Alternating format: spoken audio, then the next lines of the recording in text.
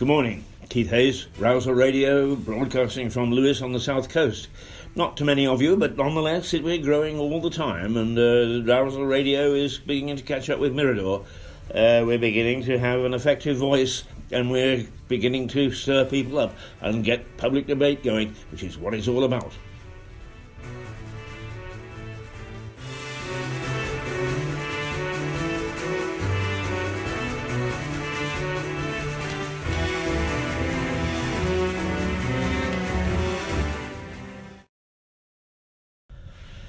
Well, we almost made it.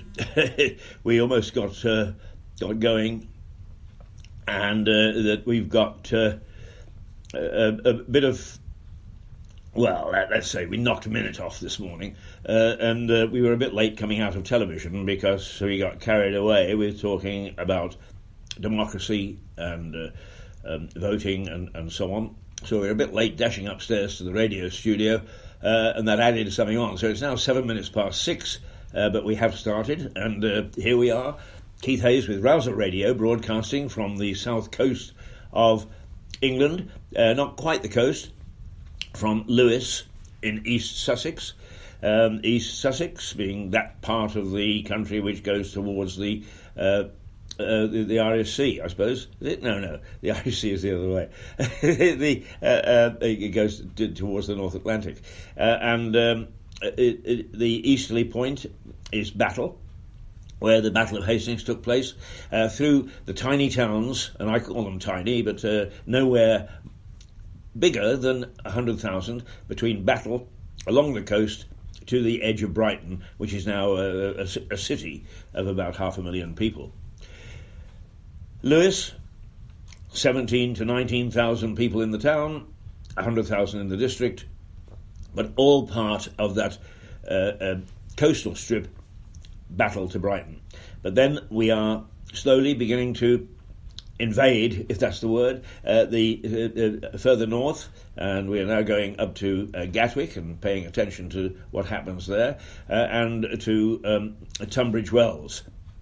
Another very pretty town, and of course famous for the wells being healing waters, where lots of old colonels used to go to help their gout. I thought the gout went out with the fascination with port, but no, there are a number of people that suffer from gout still. But anyway, talking about Gatwick, yesterday was an unwelcome return to the fact that there were a number of bombs around in London, 3 at least, one at Waterloo, one at Heathrow, and another at Gatwick. And I hope that we are not going to return to those nasty days when the mainland was targeted by terrorist groups. The strange thing is, I suppose, that I worked in Northern Ireland from 1975, I think it was, until 1990, through the worst of it. In 1990, I came back and settled in Lewis. And after having left the worst behind in Northern Ireland, I met it here, where getting onto the train in Lewis quite often meant getting off it at Clapham Junction, because the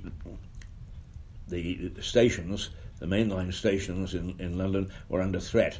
In fact, I can remember having to kick my heels at Clapham for a while and discovered Primrose Hill, and walked up Primrose Hill and remembered the great Ealing comedies of the heady days when they made comedies about little old ladies who, in Primrose Hill, who actually looked after some gangsters and pretended that she didn't know, and of course eventually caught them, as Alistair Sim and some of the great old English comedy actors who have now, God bless them, gone. Most of them gone to that great big film studio in the sky. But at least it gave me an opportunity to explore a little bit of London, which I may never have seen and probably won't see again. But a side effect of bombs. On top of bombs, weather if you're travelling west, watch out, because there is a weather warning out from the Met Office about heavy downpours of rain and flooding in the west of England. And I think that, looking at the map, that it's going to come pretty damn close to our borders. And although we are not set for flooding and downpours, some of it is bound to spill over. So do be careful. And if you're travelling west, if you're travelling particularly to the West Country, do be careful this morning. So bombs and weather, a bit of a threat. Now, part of the reason that we exist, Rouser Radio and Mirador Television, is so that we can be a watchdog to the local councils. And indeed, surveys have shown, one from Harvard and another done by a group of people for the Spectator, show that where local media has had to retreat, perhaps that's the wrong word, not retreat, but retrench, then local councils have had a sharp rise in efficiency and a sharp rise in cost. So we very much, just take a seat to get the dryness out of my mouth. So we're here to try and keep them honest, if you like. And in doing so, the local groups that appear on Facebook do such a worthy job. Sometimes they're asking about, where can I find a decent carpenter? Sometimes, here's a picture of a cat, is it yours? But quite often, Mick Symes and his crew, particularly for Lewis Present, do a very good job of highlighting some of the little things that have gone wrong locally that wouldn't otherwise be brought to anybody's attention. We pick them up and we try hard to be some sort of conscience for the council, but where they are the smattering of an important story, Lewis Eye, which, as I say, often I'm convinced Lewis Eye is run by some investigative journalists, or at least one investigative journalist, because the job that it does in digging for the detail is extremely good and is worthy of any national newspaper or national organisation, perhaps even an international organisation anywhere in the world. So one way or another, we're beginning to develop a different sort of local media, but a local media which is feels its duty bound to keep an eye on what local politicians are doing. And out of that, it came my listening to complaints, and complaints that the council had the executive system called cabinet, as I went along to a meeting, a council meeting, the last one before the election in May, at the county council offices the other evening. Well, it was a week and a half ago now, and I must say that I thought it was a comedy of errors, and I could understand why there is such fierce criticism of the cabinet. I mean, I've been actually very critical, because I think calling something a cabinet, it was pompous. But then it appears that it was introduced in 2000 in the Local Government Act by Tony Blair. So I suppose when we're talking about pomposity, they're synonyms. And it is a strange system, because it disenfranchises many of the people that we actually vote for.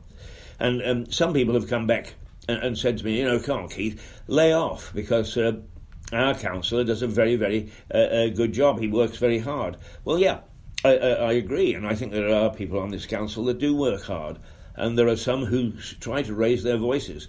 But if you've got a small elite group who have the power, it doesn't matter how hard you work or how loud you shout. If they want to do something contrary or to their own interests, that's what happens. So I think the system has got to change. And the other thing is that the complete and utter mess that the executive is for Lewes and Eastbourne District Council. I mean, it is a mess, and it's been in a mess for a long time, so I can't really see that it's going to improve. But also now, some of the studies are showing that the efficiency most certainly doesn't increase, but neither does the savings. The savings which we were supposed to get because of the enlarged area, and in theory less people to look after it. Well, less people to look after it, all right. Many of them, delightful though they can be at the front office, aren't qualified to look after the various things. So the whole thing is just complete shambles. You know, I've been asking now for almost, it goes back to last summer, when I had real strife with the council, and now I've got strife again. I've been asking for information for almost 9 months, and I ain't got any answers. Not one. All I get are these demands that they're going to throw me into prison if I don't actually accede to their assessment of my council tax charge. And the fact is that I want to appeal. And you can't even do that now. They don't give you a breathing space to appeal. They just come at you with threats. Well, you know, if that's the only department that's being efficient, I can understand why the executive doesn't want to change the system. But we do expect other things from our council. Not only the elected officials, but also the, quote, executive, the people on the ground who are working hard to make the place efficient. And it's not. So, a little cough there. Let's go and play a little music, shall we? Bensound, the wonderful people at Bensound who write their own music, create their own music, they put it on the web for sale. But for people like us who don't make a penny out of what we're doing, they let us use their music for free, as long as we give them a credit. And indeed, I'm very happy to give Bensound a credit because their stuff is first class. So let's play a little bit of it. But this one, I suppose, fits in with what I've just been saying, is it's a sad day.